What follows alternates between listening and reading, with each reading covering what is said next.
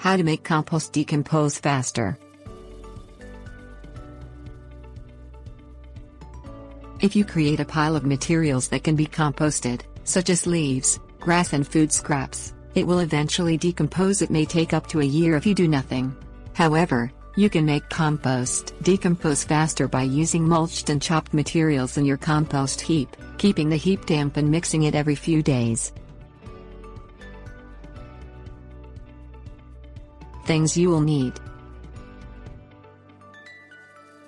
3 by 3 foot approximately compost bin, grass clippings, leaves, kitchen food scraps, such as fruits, vegetables and coffee grounds, food processor or knife, lawnmower, finished compost or soil, pitchfork or shovel, water, garbage bag. Chop up everything that will go into your compost bin. The smaller the pieces, the better. Grind or chop fruit and vegetable scraps using a food processor or knife. Mulch leaves and grass trimmings with a lawnmower. Layer your material so there is 2/3 shredded leaves and 1/3 shredded grass clippings. Add ground fruit and vegetable scraps. Keep the layers thin, 2 inches for grass and 4 inches for leaves. Top with finished compost or soil.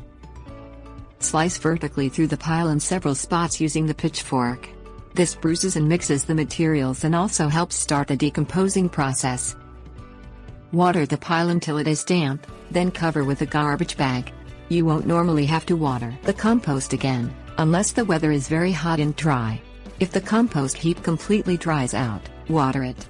If it is too wet and begins to smell, remove the garbage bag so the sun can dry out the pile a little.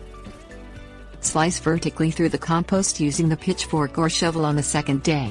This continues to mix the materials and help them decompose. Do this again on the 4th day, then every 3 days afterward until the compost is decomposed, which can take as little as 2 weeks or up to a couple of months.